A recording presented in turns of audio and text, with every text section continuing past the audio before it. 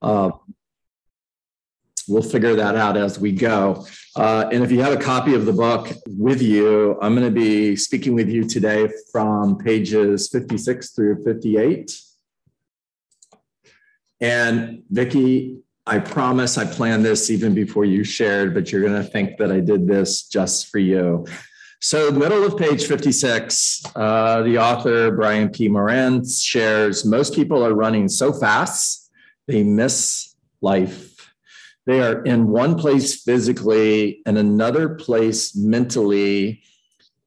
They are in one place physically and another place mentally.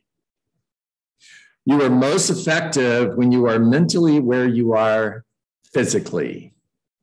Any of you ever find yourself, or maybe it would be a better question if I asked, who doesn't have a challenge with this? Because I think we all do. And, you know, it's interesting because different people will have different terms for this. Mindfulness comes to mind. And mindfulness is being present in the moment. And in the moment could be having dinner with your family.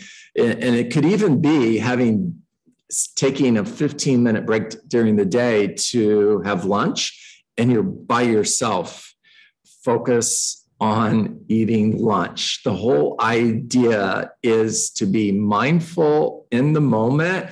And if you can find yourself, if you can create a habit of being mindful in the moment, you will reduce stress. Stress comes from mentally doing something a dozen times before you actually do it. And also, when you're doing something and you're thinking of something else, you're multitasking in your mind.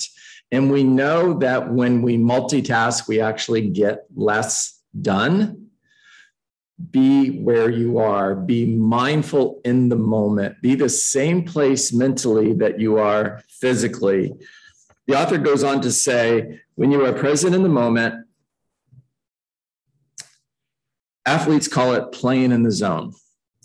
When you're present in the moment, your thinking is clear and focused, decisions come easily, and you move through tasks more effortlessly. When you are in the moment, you live with grace and ease. When you are totally present in the moment, when you connect with the now, life is more enjoyable. Now, moving over to page 57, performing in the moment. 1, 2, 3, 4 lines down. When does a champion become great? The obvious answer seemed to be when the individual achieves a high level of performance, such as winning a gold medal. But as I considered my own question further, I came to the conclusion that greatness is not achieved when the result is reached. Please write that down. Greatness is not achieved when the result is reached, but rather long before that, when an individual chooses to do the things that he or she knows needs to be done. So let's talk real estate. What is work? You've heard that a couple hundred times now. Work is 20 conversations, not 19, not 18, not 17. If I have 17 conversations, I didn't have the 18th conversation, which could have been $1 million listing that I didn't get simply because I didn't have the conversation. Now, what does greatness look like in real estate? Everybody's definition is going to be different. Fine, I get that. And let's just stay on the topic of the millionaire real estate agent. And greatness, according to that book, is to earn $1 million a year selling real estate. Luciana, I'm in the 12-week year. There you go. And if you have the book at home, I'm on page 57 right now. So that's greatness. Now, do I have to wait until I achieve $1 million a year to be great? Or is that when greatness is achieved? Well, not according to the author. Listen again to what he says. He asked himself the question, when is greatness achieved? And his response was, the obvious answer seemed to be when the individual achieves a high level of performance, such as winning a gold medal. But as I considered my own question further, I came to the conclusion that greatness is not achieved when the result is reached, but rather long before that, when an individual chooses to do the things that he or she knows needs to be done. So greatness is achieved when you commit to a daily standard that needs to be done in order to achieve greatness. The athlete becomes great not when she breaks a world record and wins a medal. That's when, good morning, that's when the world recognizes her. But in reality, the event is just the evidence of her greatness. The athlete becomes great not when she breaks a world record and wins a medal. That's when the world recognizes her. But in reality, the event is just the evidence of her greatness. The athlete achieved greatness months, perhaps years earlier when she decided to run the extra mile, swim the extra laps, or to perform just one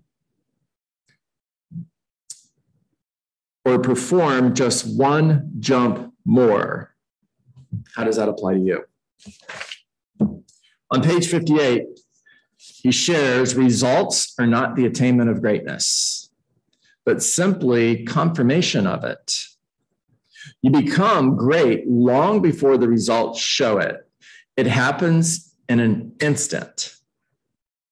The moment you choose to do the things you need to do in order to be great.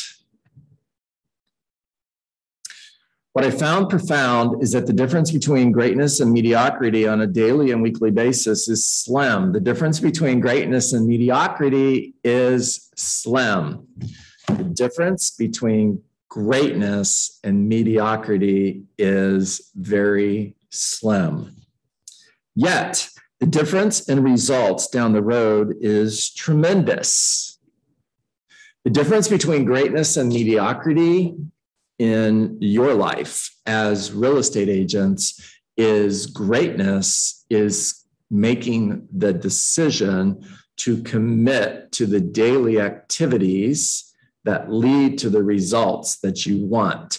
Mediocrity is going with the flow, is getting up and just doing the best I can. So many people, if you ask them, what's your plan? Their answer is going to be to do the best that I can. To do the best that I can is the same plan that everybody else has. It's going with the flow. And Zig Ziglar used to refer to this as being a wandering generality versus being in a meaningful specific. Greatness is being a meaningful specific, meaning that you know what your tasks are, you know what your plan is, and you work your plan. You become great the moment you commit to working that plan. The difference between greatness and mediocrity for a salesperson is 2 or 3 extra appointments a week, 5 or 10 more calls a day, 3 hours out of a 45-hour work week spent working on their business. What does it mean to work on your business versus working in your business? Well, your top 20%, as you know, 20% of what you do, now we're talking activities again, and 20% of what you do creates 80% of the results that you get. And the 20% in real estate is lead generation, appointments with buyers and sellers, taking seller listings, negotiating contracts, and practicing and role-playing your scripts. That's still working in your business. Working on your business is the time that you set aside every week to review your results, to look at your plan, to make adjustments, and to create a new plan for that week in order to stay on track. It's spending time every day reviewing your plan to make sure that you're on track. It's taking time to update your database, to add notes to your database, to add contacts to your database, to launch 36 touch smart plans? And do you have time blocked every day to work on your business, not just in your business? And how much time are you spending working on your business? Now, the author says, out of a 45-hour work week spent working on their business, let me back up for a minute. The difference between greatness and mediocrity for a salesperson is 2 or 3 extra appointments a week, 5 or 10 more calls a day, 3 hours out of a 45-hour work week spent working on their business. 3 hours. Okay, so you're working 5 days a week. Break it down to how much time would you have to spend every day working on your business? Approximately 45 minutes. For a manager or a leader, it's recognizing the good work of one more person each day, delegating a task instead of doing it themselves, spending 3 hours of their week on strategic priorities, giving verbal praise and encouragement to someone who's struggling. Each and every one of us has the God-given ability to be great. Boy, that's huge. Each and every one of you has the God-given ability to be great. There is no exceptions. Every one of you were designed for greatness. Each and every single one of you has the God-given ability to be great. What makes a champion is the discipline to do the extra things, even when, especially when you don't feel like it. If you wait to feel like doing something, you're never going to do it. Do it first, and the motivation will show up later. Now, tomorrow, we're going to get into creating vision, and we're going to talk about why vision is so important. And we're going to talk about passion is not what's keeping you from achieving your goals. Vision is. People who are passionate have vision. They see their vision. It's in their line of sight. That's what creates the passion. And the reason this is so important is it's what causes you to keep going when things get hard. It's what causes you to do the things you need to do, even when you don't feel like doing them. Okay, talk to me. What'd you hear? Vicki. You know, it's all about the system. That's what I heard from her, and that's what I hear from you. We need to get a system because it takes a lot of effort for us to get into a momentum. And once you get into a momentum, you have to prepare and plan to get to the right momentum. And bottom line is that there are certain things that she also said, like set a timer daily for like 25 minutes and do 2 things. 2 things, because if you do 2 things, basically you're going to, it was repetitious boredom is what she said, because repetitious boredom basically, will get you to that routine, and you're going to do those things and you're going to get to your goal, and you've got to figure out what works and what doesn't work, because if it doesn't work, move on. Vicki, you're right. And the only way that you're going to figure out what works and what doesn't work is if you're actually doing the activities, because if you're not doing the activities, how do you know? Exactly. Yeah. And if you're not planning, if you don't have time blocked in your calendar to do those activities, they're not going to happen. What's the bold law?